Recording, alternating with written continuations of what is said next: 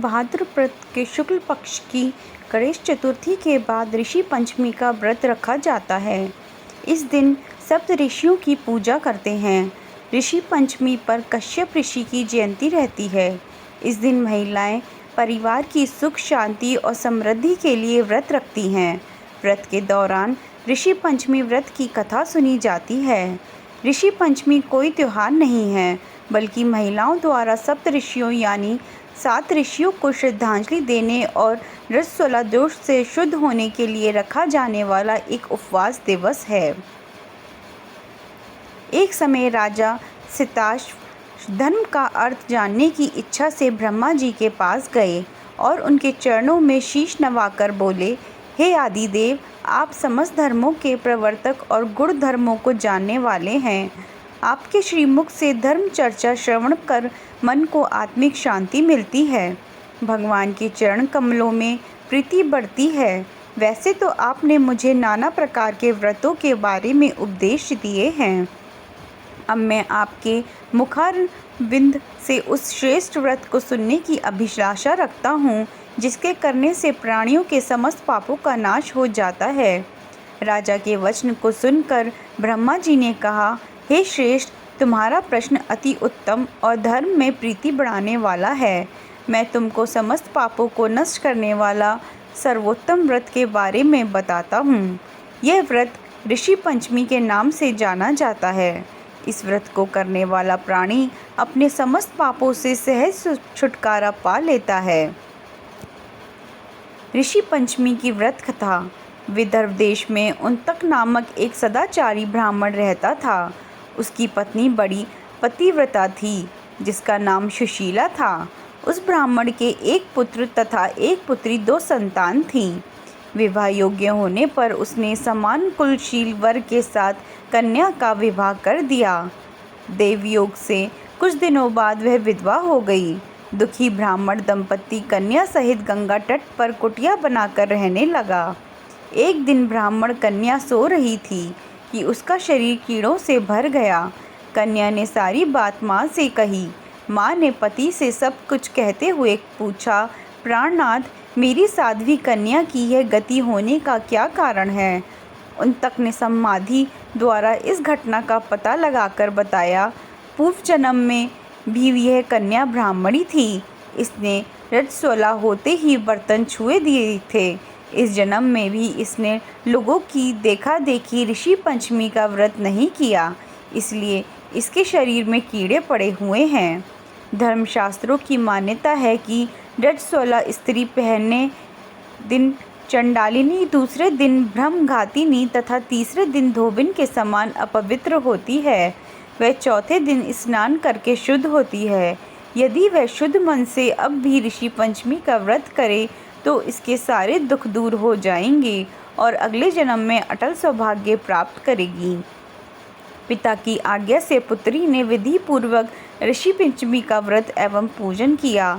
व्रत के स्वभाव से वह सारे दुखों से मुक्त हो गई। अगले जन्म में उसे अटल सौभाग्य सहित अक्षय सुखों का भोग मिला। ऋषि पंचमी की व्रत कथा। सतयुग में विदर्भ नगरी में शयनचित नामक राजा हुए थे। वह ऋषियों के समान थे। उन्हीं के राज में एक कृषक सुमित्र था। उसकी पत्नी जयश्री अत्यंत पतिव्रता थी। एक समय वर्षा ऋतु में जब उसकी पत्नी खेती के कामों में लगी हुई थी तो वह रजस्वला हो गई। उसको रजस्वला होने का पता लग गया, फिर भी वह घर के कामों में लगी रही।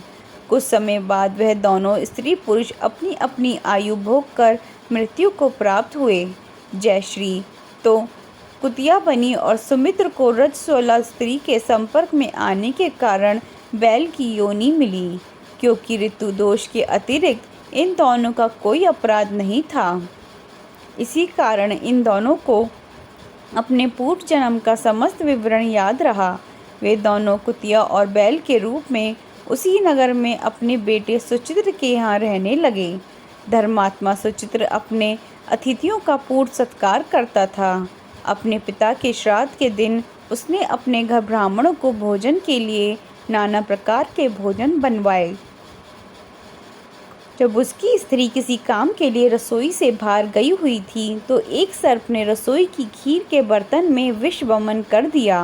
कुतिया के रूप में सुचित्र की माँ कुछ दूर से सब देख रही थी। पुत्र की बहू के आने पर उसने पुत्र को ब्रह्म हत्या के पाप से बचाने के लिए उस बर्तन में मुंह डाल दिया। सुचित्र की पत्नी चंद्रवती से कुतिया का यह कृत्य देखा न गया और उसने चूल्हे में से जलती लकड़ी निकाल कर कुतिया को मारी। बेचारी कुतिया मार खाकर इधर उधर भागने लगी। चौके में जो जूठन आदि बची रहती थी वह सब सुचित्र की बहू उस कुतिया को डाल देती थी, लेकिन क्रोध के कारण उसने वह भी बाहर फिकवा दिया। सब खाने का सामान फिकवा कर बर्तन साफ करके दोबारा खाना बनाकर ब्राह्मणों को खिलाया। रात्रि के समय भूख से व्याकुल होकर वह कुतिया बैल के रूप में रह रहे अपने पूर्व पति के पास आकर बोली, हे स्वामी, आज तो मैं भूख से मरी जा रही हूँ। वैसे तो मेरा पुत्र मुझे रोज़ भोजन खाने को देता था, लेकिन आज मुझे कुछ नहीं मिला। सांप के विष वाले खीर के बर्तन को अनेक ब्रह्म हत्या के भय से छूकर उनके न खाने योग्य कर दिया था। इसी कारण उसकी बहू ने मुझे मारा और खाने को कुछ भी नहीं दिया। तब वह बैल बोला, हे भद्रे, तेरे पापों के कारण तो मैं भी इस योनि में आ पड़ा हूँ और आज बोझा ढोते ढोते मेरी कमर टूट गई है। आज मैं भी खेत में दिन भर हल में जुता रहा। मेरे पुत्र ने आज मुझे भी भोजन नहीं दिया और मुझे मारा भी बहुत। मुझे इस प्रकार कस देकर उसने इस श्राद्ध को निष्फल कर दिया। अपने माता पिता की इन बातों को सुचित्र सुन रहा था। उसने उसी समय दोनों को भरपेट भोजन कराया और फिर उनके दुख से दुखी होकर वन की ओर चला गया। वन में जाकर ऋषियों से पूछा कि मेरे माता पिता किन कर्मों के कारण इन नीच योनियों को प्राप्त हुए हैं और अब किस प्रकार से इनको छुटकारा मिल सकता है। तब सर्वमा ऋषि बोले, तुम इनकी मुक्ति के लिए पत्नी सहित ऋषि पंचमी का व्रत धारण करो तथा उसका फल अपने माता पिता को दो। भाद्रपद महीने की शुक्ल पंचमी को मुख शुद्ध करके मध्याह्न में नदी के पवित्र जल में स्नान करना और नए रेशमी कपड़े पहनकर अरुधंती सहित सप्त ऋषियों का पूजन करना। इतना सुनकर सुचित्र अपने घर लौट आया और अपनी पत्नी सहित विधि विधान से पूजन व्रत किया। उसके पुण्य से माता पिता दोनों पशु योनियों से छूट गए।